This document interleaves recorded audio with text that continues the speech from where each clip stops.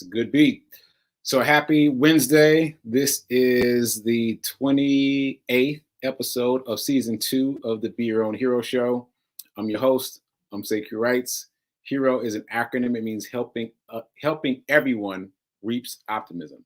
In other words, helping others helps you. It's a reciprocal action. Try it. You'll definitely like it. And I am a professional creative and the creator of what is now known as the Hero Ministry, which is a lot of different things coming together to uplift and inspire the unhoused. So, quick disclaimer, I am not a certified personal trainer, nor am I a licensed financial advisor. So do your own research, do your own homework.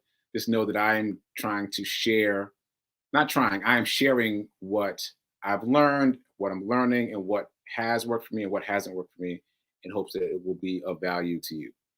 Okay, so shout out to the New Thought Media Network for giving me this space to talk about my journey of being my own hero.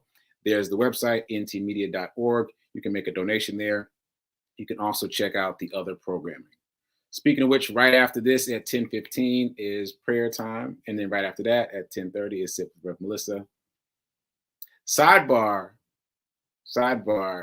New Thought Media Network reached out to me yesterday to say that my show might need to be longer. It might need to be a half hour. So if you agree, put that in the comments.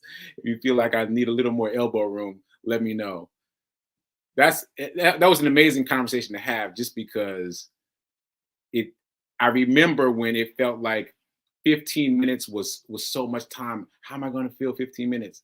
And now, as you see, if you've been watching the show, I routinely run out of time. But anyway, if you want to see it go longer than 15 minutes, then drop it in the chat. I'll share it with the people. Okay, so let's get into it. Hero Ministry news up front, because we got a lot to talk about there. Shout out to the people, to the heroes in the chat that are live and chatting. Shout out to Tim, Nan, Margaretta, Rev Mel's mom. People are shouting out about the time already. All right, I appreciate it. All right, I appreciate it. I will share that with the people, and we'll figure it out. Maybe we'll have a half-hour show. We'll talk even more about money. So all that said, Hero Ministry news. Today is day 156 of me running every day since the first day of June. Those of you that have been following along know that this started as a birthday challenge for myself, and it has evolved into a hero charity run. It is part of the Hero Ministry. I am donating 100% of the proceeds to 8 different nonprofits in 4 different cities across the nation, and I'm nearing the finish line. I've only got 100 miles to go. And yes, I just heard myself say only 100 miles, because I remember at the beginning when I was like, oh my goodness, how am I going to get to 100 miles? And now, by progressively challenging my mindset, now I feel like, yeah, I've only got 100 miles to go. I've got 400 miles behind me. I only got 100 miles to go to get to my goal of 500 miles. So that's just mindset. That's about tweaking your mindset every day to get to a new mindset. Anyway, that's that. And I want to also get to my goal of $5,000. Shout out to Lindsay. Lindsay made a donation recently. I didn't notice, because there's a little bit of a lag between when you make the donations out there and when I get the notification. But shout out to Lindsay, part of the Congregation of Joy, for making a donation. I appreciate that. First Baptist Church Capitol Hill is saying that they're going to make a donation. That would be really exciting, because that's very much full circle. First Baptist Church Capitol Hill in Nashville is the place where I first volunteered with the unhoused. And that really spawned this whole movement, this whole Hero Ministry movement. So it'd be a great full circle thing for them to donate to this charity run.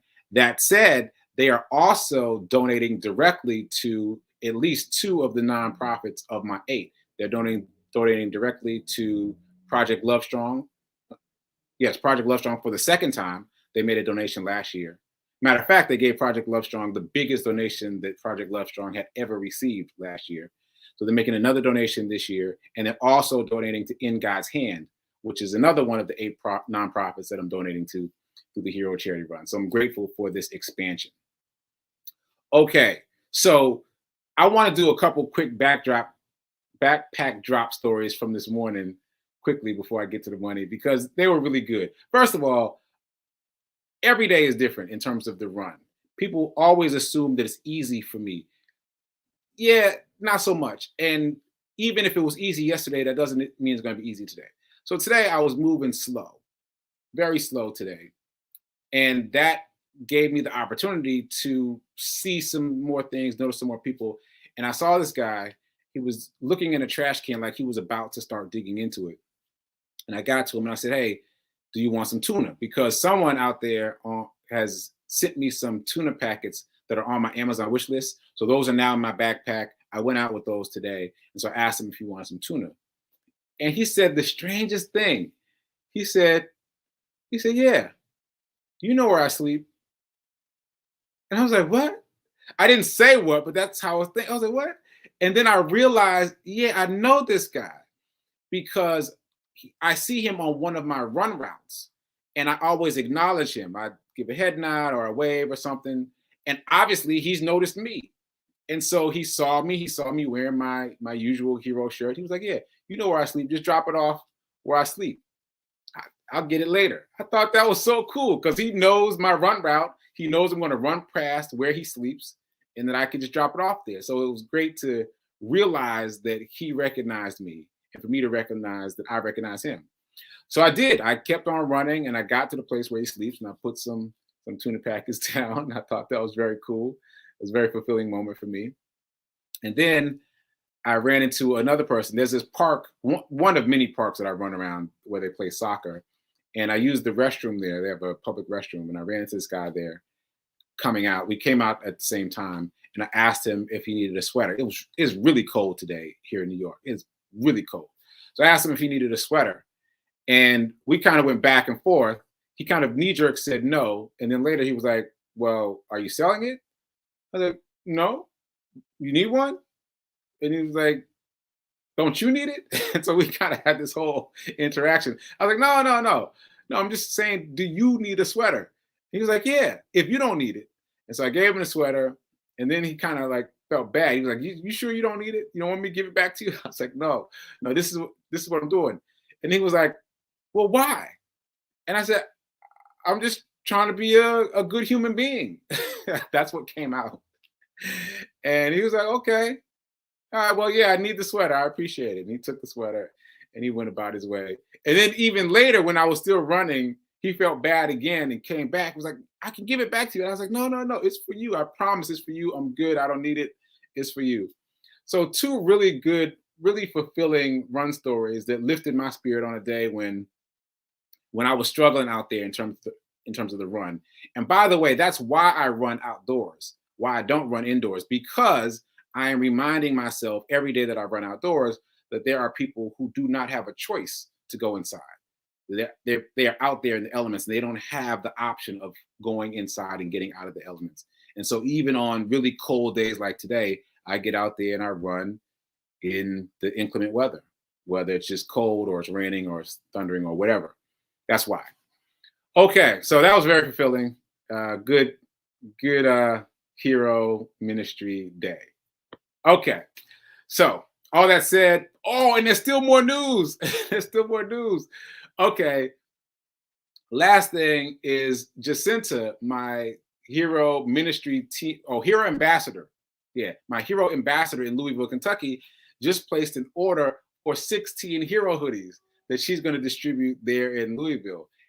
And I say it that way because she wants the bonus hoodies sent to her, as opposed to me holding them and going out on runs, backpack drops, or giving them to nonprofits. She's going to take the bonus hoodies and herself distribute them, which is amazing.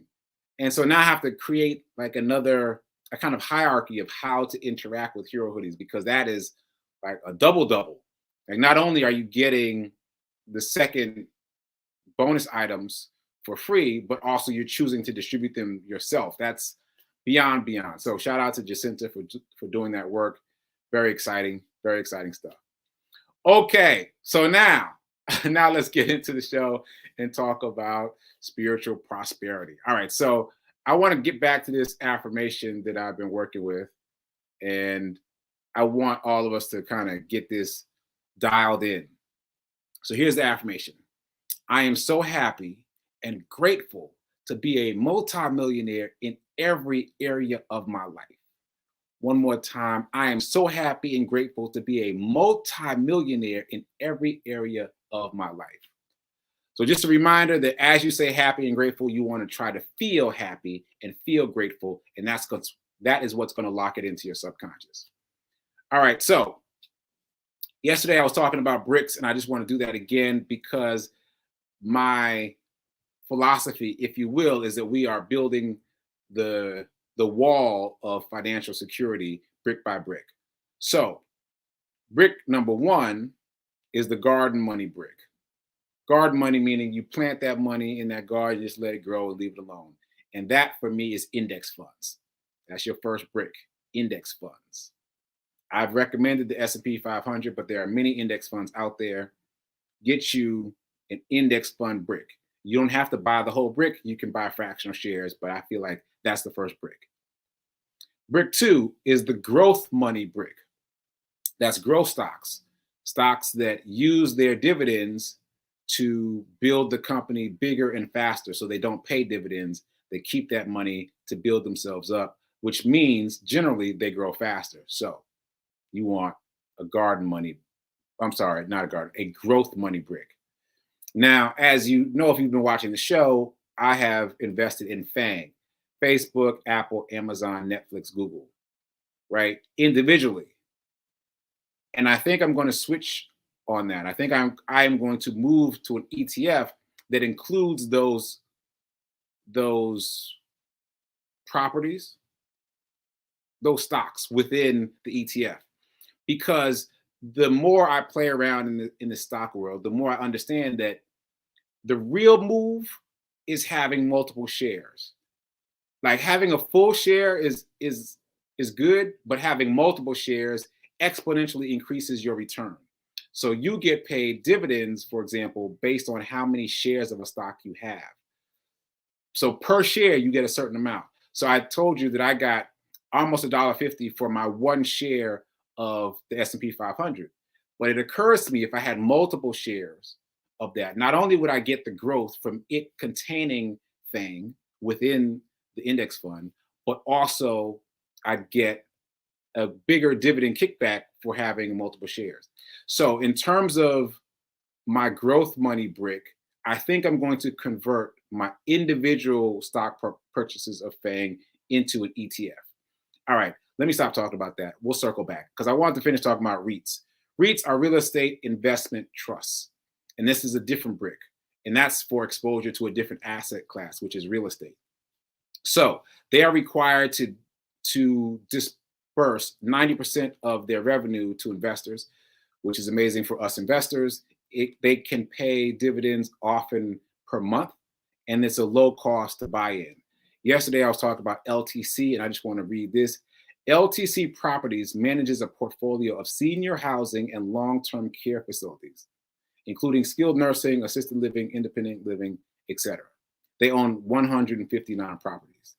So doesn't that change your thinking about assisted living properties to know that they're publicly traded, that individuals like us can make determinations about what happens in those facilities, even if we've never met the people who are there? That's mind-blowing to me. That's like peeking behind the curtain.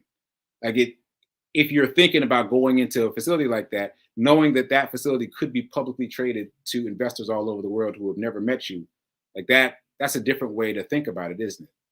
So I want to talk a little bit more about REITs because there's that exposure to a different asset class, and then move back to cryptocurrency, which again is a different asset class. So those are the two external asset classes I want to talk about for now: real estate and cryptocurrency. And we're out of time, so we're going to start doing that tomorrow. And yes, maybe I need more time. So anyway, tune in tomorrow for the next episode of Be Your Own Hero Show. Stay tuned for prayer time. Stay tuned for Sit with Rev Melissa. And keep doing. Be a hero. Be your own hero. And remember that now, right now, is better than perfect. And I'll see you later.